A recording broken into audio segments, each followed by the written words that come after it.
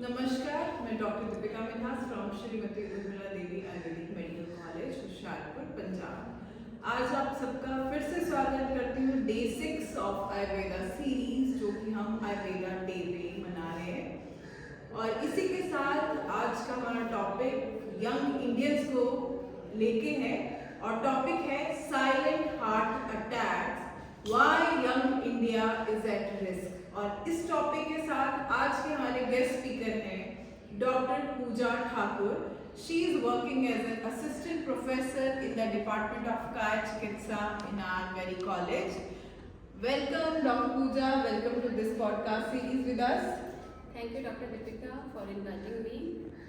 Now we come on the topic. The topic is silent heart attack. Why it's much prevalent nowadays in the young population of India. First we will know about the silent heart attack or cardiac arrest. ये क्या होता है? इसमें cardiac arrest में suddenly आपका दिल की धड़कन काम करना बंद कर देती है। कार्डियक अरेस्ट और जो हार्ट अटैक है, दोनों में अंतर होता है। हार्ट अटैक में क्या होता है कि आपको जो हार्ट के लिए ऑक्सीजन सप्लाई चाहिए होती है, ब्लड जो होता है, ब्लड फ्लो कम हो जाता है। जैसे आपकी जो धमनियाँ है, रक्तवाहिनी धमनियाँ जो हैं, उनमें प्लाक जम जाता है। अगर वो प्लाक कभी रप्चर हो जाए तो क्लॉटिंग का वो डर बना रहता है। इस वजह से ऑक्सीजन सप्लाई कम मिलती है हार्ट मसल्स को और ब्लड फ्लो भी कम होता है, तो हार्ट अटैक का रिस्क ज़्यादा रहता है। और अगर जैसे हार्ट अटैक के वार्निंग साइंस होते हैं पहले, जैसे बहुत पसीना आना, घबराहट, पाल्पिटेशंस वैसे, बट आजकल हम देख रहे हैं कार्डियक अरेस्ट में एकदम से सडन स्टॉपेज हो जाती है। जैसे कि डॉक्टर पूजा ने बताया कि साइलेंट हार्ट अटैक क्या होता है, तो मेरा एक क्वेश्चन है डॉक्टर पूजा आपसे कि पहले देखा जाता था कि हार्ट अटैक जो है 50s के बाद या लेट 55 अर्ली 45 तक हमें सुनने को मिलता था कि हाँ आज ऐसा हुआ, न्यूज में आता था कि हार्ट अटैक हो गया। बट आजकल इतना प्रेवलेंट हो गया ये यंग इंडियंस में कि आप 20s में देख लो, 30s में देख लो, जितने मतलब इसकी कोई एज बार नहीं रही कि अब ये इतने ही एरिया को सफर करेगा। जो रेट्रिक केयर में पहले हार्ट अटैक को लिया जाता था, बट अब यंग इंडियंस इससे सफर कर रहे हैं। तो आप प्लीज इस पे डालें प्रकाश कि इसके क्या कारण है, क्यों ऐसा हो रहा है। जी बिल्कुल, इसके जैसे जो रिस्क फैक्टर्स हैं वो कह सकते हैं। अब बहुत ज़्यादा लाइफस्टाइल बहुत चेंज हो गया है। पहले अलग था, अब अलग हो गया है। और अभी मेनली कह सकते हैं जेनेटिक फैक्टर्स भी करते हैं, रिस्पॉन्सिबल हैं। जैसे अगर आपकी फैमिली हिस्ट्री है, किसी की फैमिली हिस्ट्री है, मदर फादर या ग्रैंड पेरेंट्स को अगर यही हार्ट डिजीज है, तो उन जो यंग इंडियंस हैं उनको ज्यादा अवेयर होना चाहिए अगर उनके फैमिली हिस्ट्री है तो। और दूसरा हो सकता है जैसे लाइफस्टाइल डिसऑर्डर्स है, जैसे बहुत ही सेडेंटरी लाइफस्टाइल हो गया है आजकल, बहुत ज्यादा सिटिंग जॉब्स हैं सबकी वो, और फिजिकल एक्टिविटी कम है।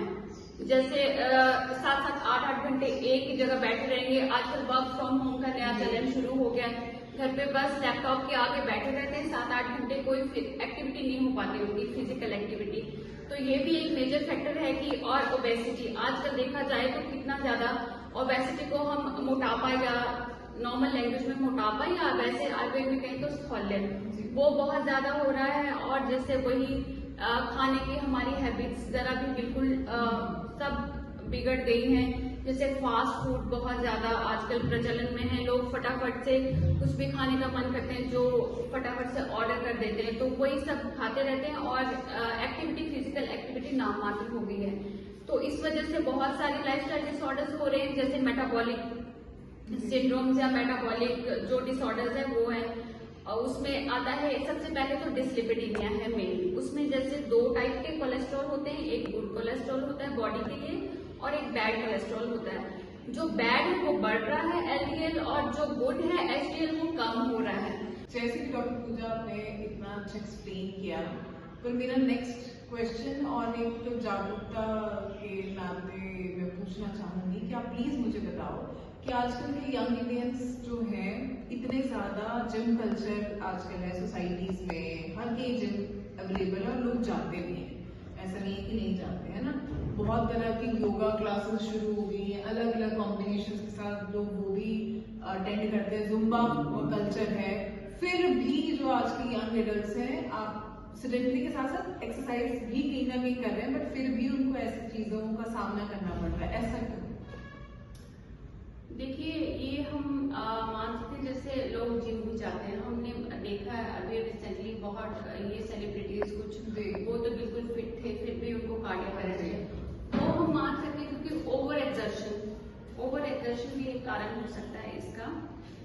क्योंकि जैसे ही हम पहले पूरे दिन कुछ नहीं करेंगे, 7-8 घंटे हम बैठे हुए विदाउट एनी एक्टिविटी, तो एकदम से ओवर एक्सर्ट करते हैं अपनी बॉडी को, तो हार्ट के ऊपर ज्यादा प्रेशर बढ़ जाता है, वर्कलोड बढ़ जाता है हार्ट का, तो वो भी कॉज हो सकता है हार्ट अटैक का। और आजकल एक फायर बहुत प्रचलित है, financial independence and retirement early, ये बहुत ज्यादा चला हुआ है युवाओं में। जैसे उनका ये मत होता है कि हम 45 इयर्स की एज तक फटाफट काम करेंगे और बाद में अपना आराम करेंगे आफ्टर 45 इयर्स ऑफ एज। तो इस चक्कर में कि ज्यादा पैसा कमाना या ज्यादा अपने आप को फाइनेंशियली सिक्योर करने के लिए वो 2-3 जॉब्स कर रहे हैं, बहुत हेक्टिक लाइफस्टाइल हो गया है, तो ये भी एक रीजन हो सकता है। अपनी सेहत पे ध्यान नहीं दे पा रहे वो बिल्कुल भी, और बस काम यही सब चला है, तो ये भी एक फैक्टर हो सकता है। जी, और इसी के साथ साथ बच्चों पे भी आते हैं, क्योंकि अब ये जो साइलेंट अटैक्स हैं ये सिर्फ यंग इंडियंस तक नहीं, यंग इंडियंस की जो मेन आने वाली हमारी यंग इंडियन सोसाइटी है, दैट इज आवर चिल्ड्रन, उनको भी घेर रहा है, अपने कब्जे में ले रहा है। तो उनका क्यों ऐसा हो रहा है और इसके पीछे क्या कारण लग रहे हैं आप? जी बिल्कुल, आजकल देखा जा रहा है कि बहुत यंग एडोलेसेंट्स बच्चे लाइक 17 इयर्स 18 इयर्स सबको, मतलब मैक्सिमम जो भी सुनने में आ रहा है, तो ये बहुत शॉकिंग है आजकल, क्योंकि पहले ऐसा नहीं होता था। आजकल ये सुनने में आ रहा है, बट ये इसका एक कारण ओबेसिटी भी हो सकता है, क्योंकि पेरेंट्स खुद भी ओबेस हैं, तो वो भी बच्चों की हेल्थ पे ज्यादा ध्यान नहीं देते, और वो बस फास्ट फूड का प्रचलन, जहाँ हर दूसरे दिन बच्चा बाहर से खाने की मांग करता रहता है कि हमने ये खाना, नूडल्स, जो भी फास्ट फूड है वही सब। और दूसरा हो सकता है कि स्लीप या स्ट्रेस, बच्चे को आजकल ग्रेड्स के लिए बहुत बच्चे स्ट्रेस ले लेते हैं कि मतलब टॉपिंग करना है, तो वो स्ट्रेस भी मतलब एक्टिवेट कर सकता है वो। और स्लीप, आजकल बहुत स्लीप डिप्राइव्ड है बच्चे, फोन में लगे रहते हैं, बहुत ज्यादा स्क्रीन टाइम हो गया है, बस फोन चलाते रहते हैं, तो वो सब भी ये मतलब ये ऐड ऑन कर सकता है मतलब बच्चों की जो फिजिकल हेल्थ है वो कॉम्प्रोमाइज हो रही है, उसके ये सब कारण भी हो सकते हैं। एक तो ओबेसिटी और स्क्रीन टाइम ज्यादा, स्लीप डिप्राइव्ड रहते हैं, स्ट्रेस अलग है, इसकी वजह से सारा हार्मोनल इम्बैलेंस हो जाता है, कोर्टिसोल लेवल बढ़ जाते हैं। तो ये यंग इंडियंस के साथ साथ बच्चों में भी ये फैक्टर्स माने जा सकते हैं। ओबेसिटी, और आपने बताया कि ऐसा है पेरेंट्स ओबेस हैं तो बच्चे भी ओबेस होते हैं, पर ऐसा भी मतलब बहुत सारा सोसाइटी में हर तरह के लोग ऐसा भी है कि सेल्फ मेडिकेशन कर लेते हैं, कि आजकल लोग खुद ही मल्टीविटामिन्स ले रहे हैं, बहुत सारे लाइक अगर हेयर गिर रहे हैं, फॉल हो रहा है तो बायोटेन ली जा रही है, और आजकल ये ट्रेंड में भी है, एडवर्टीजमेंट इतनी ज्यादा आती नहीं। तो अगर हम 10 to 20 ईयर्स बैक की बात की जाए तो उस टाइम पे मेडिसिन का एडवर्टीजमेंट का इतना प्रचलन नहीं था, बट आजकल तो हर चीज अवेलेबल है, आप उसको AI के थ्रू भी देख सकते हैं कि आज मुझे ये हो रहा है तो मुझे क्या खाना चाहिए, उसका क्या इफेक्ट है इस चीज में? जी हाँ बिल्कुल, उसका जैसे हम कोई इंस्टाग्राम खोलें आजकल या कहीं पे भी खोलें तो एड्स आ जाती है, अगर आपके बाल गिरे तो आप ये लें, अगर आपको कुछ हो रहा है तो आप बायोटिन लें, मल्टीविटामिन। और कुछ लोग जैसे वो सब देख के कि हाँ इसके सिम्टम मुझसे मैच हो रहे हैं तो मैं ले लेता हूँ या ले लेती हूँ जो भी, बट उनको ये ध्यान रखना भी जरूरी है कि उनकी बॉडी को उसकी नीड है या नहीं है। अदरवाइज जैसे वो एक्सेस में ओवरडोज भी एक अच्छी बात नहीं है, जैसे उनको पहले डॉक्टर से कंसल्ट करना चाहिए कि मुझे ये लेने चाहिए या नहीं लेना। अच्छी बात है, मल्टीविटामिन सबको लेने चाहिए आजकल, क्योंकि अब के खाने में और पहले के खाने में बहुत डिफरेंस है।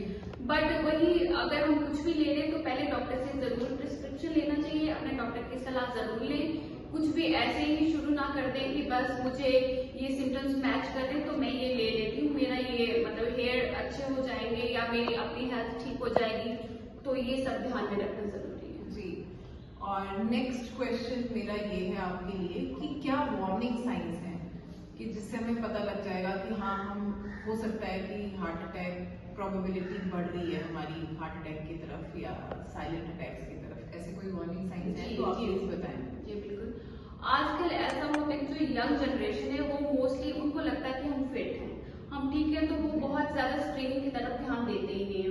बट वो मोस्टली जैसे कोई डिसलिपिडेमिक पेशेंट मतलब पर्सन है, बट उसको लग रहा है कि मैं ठीक हूँ, मुझे कोई दिक्कत नहीं है, तो वो अपनी स्क्रीनिंग करवाते ही नहीं। तो ये भी फैक्टर हो सकते हैं।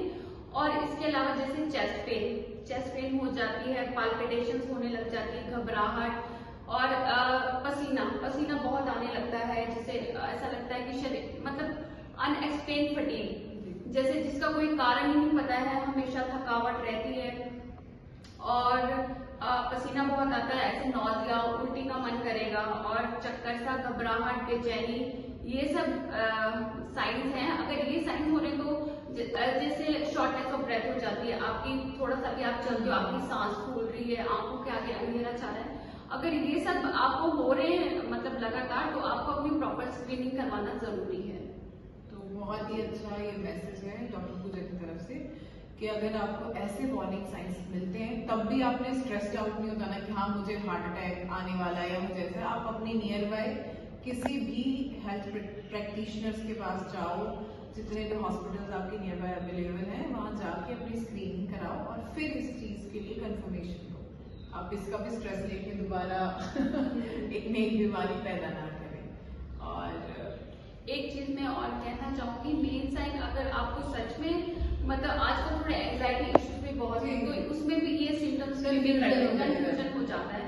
तो जैसे हार्ट अटैक में कई बार आपको जो लेफ्ट आर्म में पेन रेडिएट होती है, जॉ में पेन रेडिएट हो रही है, शोल्डर में, बैक में पेन जा रही है, तो वो भी एक वार्निंग साइन माना जा सकता है। जी, जैसे कि आप सबको इतनी आधे से ज्यादा पॉडकास्ट होती है, इतने में इतना तो पता लग गया कि क्या क्या हम क्वेश्चन पूछ रहे हैं कि साइलेंट अटैक क्या है, कैसे होता है, हर एज ग्रुप और हर जेंडर बाइस्ड नहीं है ये, तो ये मेल फीमेल किसी को भी हो सकता है, और क्या क्या हमें इसके वार्निंग साइंस हैं, कैसे करना है। बट अब मेरा नेक्स्ट क्वेश्चन जो कि और ज्यादा इम्पोर्टेंट है इसके लिए कि प्रिवेंशन कैसे की जाए। अब आपको हो गया, आप कंफर्म हो रहे हो कि हो भी सकता है हमें हमारी फैमिली की ओबेसिटी की हिस्ट्री है या हाइपरलिपिडीमिया हो गया है हमें, तो अब इसकी प्रिवेंशन कैसे की जाए, उसके ऊपर डॉक्टर पूजा प्लीज एक्सप्लेन करें। जी हाँ, प्रिवेंशन के लिए हम कह सकते हैं कि रेगुलर स्क्रीनिंग जरूरी है। अपना बीपी मॉनिटर करवाते रहें, अपने लिपिड प्रोफाइल चेक करवाते रहें, अपना शुगर लेवल चेक करवाएं, ये सब जरूरी है। स्क्रीनिंग अगर फैमिली हिस्ट्री है तो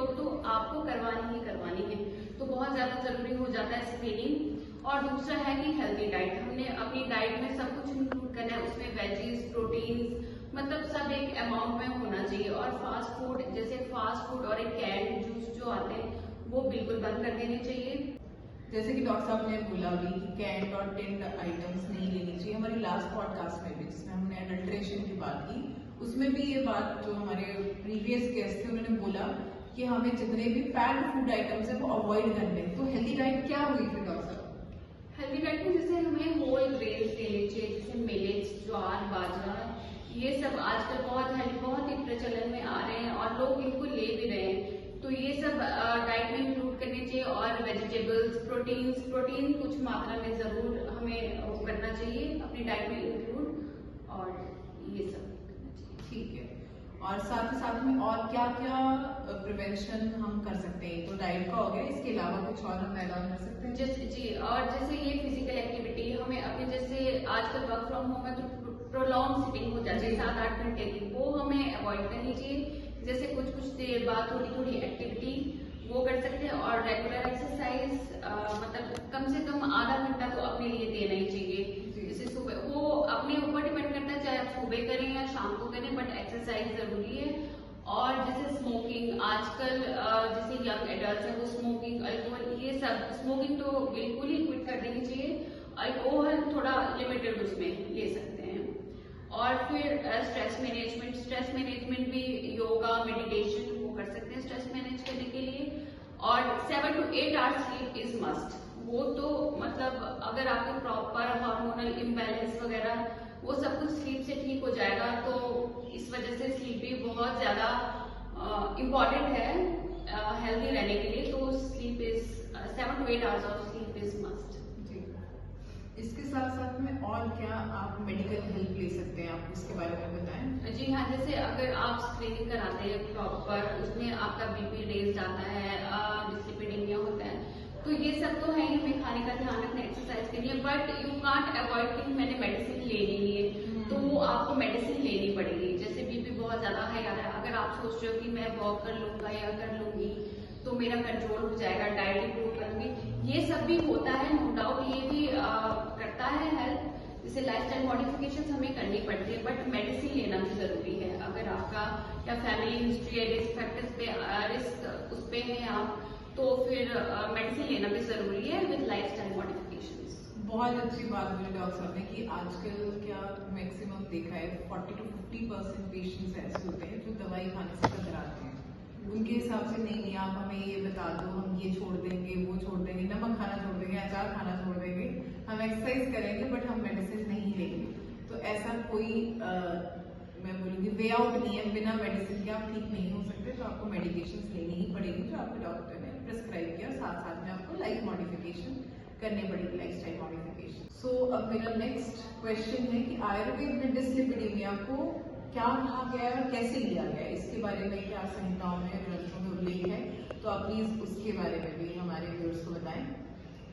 जी बिल्कुल, आयुर्वेद में हम इसको मेदो रोग से ले सकते हैं, मेदो रोग या कफ में दुष्टि या स्थौल्य, ये तीनों शब्द आयुर्वेद के डिस्लिपिडीमिया के लिए कहे जा सकते हैं। और इसमें हमें मेनली अपनी डाइट इंप्रूव करनी है, आहार पे ध्यान देना है। जैसे यव हमें ज्यादा लेना है, अगर मैं आयुर्वेदिक पर्सपेक्टिव से बोलूँ तो यव लेना है, और जैसे वही सब मिलेट्स, मूंग दाल, ये ज्यादा लेना है। और जैसे फ्रूट्स हमने जो लेने हैं वो जिनका लो ग्लाइसेमिक इंडेक्स होता है उनका लेना है। जैसे अगर प्री डायबिटिक है कोई, आपकी बॉर्डर लाइन उस पर शुगर आ रही है, फास्टिंग ब्लड शुगर, तो हम जैसे फ्रूट्स खाना तो सबके लिए जरूरी है, तो फिर हमें जिनका लो ग्लाइसेमिक इंडेक्स होता है फ्रूट्स का वो ले सकते हैं। जैसे एप्पल अगर हमें खाना है तो हरा वाला खाएंगे, उसमें कम शुगर होता है, वो लेंगे। और जैसे अनार खा लिया, आंवला बहुत अच्छा माना गया, वो रसायन भी माना गया आयुर्वेद में, एंटीऑक्सीडेंट प्रॉपर्टीज होती है उसमें, इम्यूनिटी बूस्ट करता है, तो आंवला भी बहुत जरूरी है और ले भी सकते हैं आंवला। जैसा कि आप सबने सुना कि हमें आंवला, डॉक्टर साहब ने एक बहुत अच्छी चीज बोली कि एप्पल में भी खाना, तो आपको ग्रीन एप्पल लेना है जिसका GLI-2 है। तो इसके ऊपर एक बहुत ही अच्छी वो बनती है कि लेना है तो आपने फ्रेश लेना है, प्लीज इनको कॉम्बिनेशंस में ना लें किसी चीज के साथ। जैसे कि आजकल ग्रीन एप्पल वैसे ना लेके आप उसको केक, पुडिंग्स या किसके साथ ले रहे हैं और आप बोल रहे हो कि मेरी बॉडी को एंटीऑक्सीडेंट मिलेंगे, तो ऐसा कुछ नहीं होगा। आपको ये रॉ फॉर्म में ही खाने हैं जैसे ये अवेलेबल है, जैसे आंवला के लिए भी। तो आंवला लोग ज्यादातर मुरब्बा, अचार ऐसी चीजें खाते हैं, फिर बोलते हैं कि हम अपनी डाइट में इसको इंक्लूड कर रहे हैं, बट नहीं, वो आंवला फिर उतने अच्छे गुण नहीं देगा, उसकी गुणवत्ता जो उसके न्यूट्रिएंट्स हैं वो कम हो जाएंगे। सो आपने प्लीज ऐसा सोच समझ के ले, आप पॉडकास्ट देख रहे हैं, आप इसके बाद जाके अगर आंवला मुरब्बा या फिर आंवला कहीं किसी और फॉर्म में लेते हैं तो वो इतने ज्यादा न्यूट्रिएंट्स आपको नहीं मिलेंगे, आपको उसके बेनिफिट नहीं मिलेंगे। साथ ही साथ और कौन से हमारे किचन में या हमारे फूड में इंग्रेडिएंट्स अवेलेबल है जो हम ले सकते हैं और हमारे लिए बेनिफिशियल है। डिस्लिपिडीमिया के लिए त्रिकटु सबसे अच्छा है। त्रिकटु शुद्धि, पिपली और मरीच है, इसका कॉम्बिनेशन होता है, ये ले सकते हैं। लहसुन, गार्लिक बहुत जरूरी है, मतलब बहुत इंपॉर्टेंट भी है हमारी डाइट में इंक्लूड करने के लिए, गार्लिक ले सकते हैं। और हरिद्रा, हल्दी, वो एंटी इंफ्लेमेटरी गुण होते हैं इसमें, तो मतलब आप हरिद्रा हल्दी वो भी ले सकते हैं अपनी डाइट में, वो इंक्लूड कर सकते हैं। बट हरिद्रा पैक ना ले प्लीज। हाँ, पैक ना ले। हाँ। और बाकी यही है कि ईट ऑन टाइम और ईट हेल्दी। बट ये भी है कि जैसे आप अगर बोलते हैं कि मतलब मैं टाइम पे सब कुछ ले रहा हूँ और मैं हेल्दी ले रहा हूँ, बट क्वांटिटी भी मैटर करती है, तो आपने वो क्वांटिटी भी देखनी। ऐसा नहीं कि हेल्दी के नाम पे आप बहुत ही दिन भर खाएंगे, तो वो भी एक अच्छी बात नहीं है। क्योंकि fat diet eat mindfully, because fat diets का बहुत ज्यादा प्रचलन है। तो ऐसा भी नहीं है कि एक पूरा दिन आप फ्रूट्स पे रहे, एक पूरा दिन आप पानी पे रहे, हाइड्रोथेरेपी करा ली, ऐसा भी नहीं। आप डॉक्टर साहब बिल्कुल ठीक हो रहे हैं, ईट माइंडफुली, जो भी आप खा रहे हैं you should know your body, your health, according to that have your goal. Last में डॉक्टर साहब आप इसको प्लीज अब एक कंक्लूजन दीजिए हमें कि क्या साइलेंट हार्ट अटैक था, यंग इंडियंस कैसे इससे प्रभावित हुए और इससे बचने के लिए हमें क्या करना चाहिए, एक बिल्कुल शॉर्ट में मैसेज हो हमारे व्यूअर्स के लिए आप देना चाहिए। अभी जो रिसेंट स्टडीज या सर्वेज हो रहे हैं उसमें देखा गया है कि 25% जो यंग इंडियंस हैं वो एट रिस्क हैं हार्ट डिजीजेस के बिलो 40 इयर्स ऑफ एज, और 40 to 50 years of age 50% at the risk of heart disease. तो ये सब करने मतलब इन सब को प्रिवेंट करने के लिए हमें कुछ मेजर्स लेने पड़ेंगे, जैसे वही वॉक, अपनी 45 मिनट्स की डेली रूटीन में वॉक इंक्लूड करें जरूर, हेल्दी खाएं और स्ट्रेस कम लें, और नींद 7 to 8 आवर्स ऑफ स्लीप आपको मस्ट है, वो लेना ही है।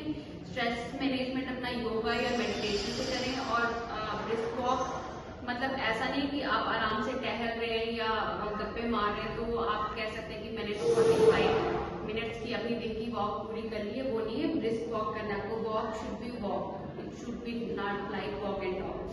सो ये सब है, और बाकी अपने खाने का पूरा ध्यान देना है, सारे न्यूट्रिएंट्स जैसे वेजेस प्रॉपर लेने हैं, प्रोटीन्स इंक्लूड करना है अपनी डाइट में, और बाकी जो fast food, trans fats, packed food, इन सब से दूर रहना है। So in the end, I would say कि do follow these useful tips given by Dr. Pooja and live healthy, stay young at heart, और तभी आप इन सब चीजों से बच पाएंगे। Thank you so much doctor Pooja, आपने इतनी इंफॉर्मेटिव टॉक दी हमारे लिए, हमारे व्यूअर्स के लिए। मैं चाहूंगी कि सब फॉलो करें और इससे प्रिवेंशन होती रहे हम सबकी। और थैंक यू आप सब लिसनर्स का सुनने के लिए। जय हिंद, जय Ayurveda, thank you so much.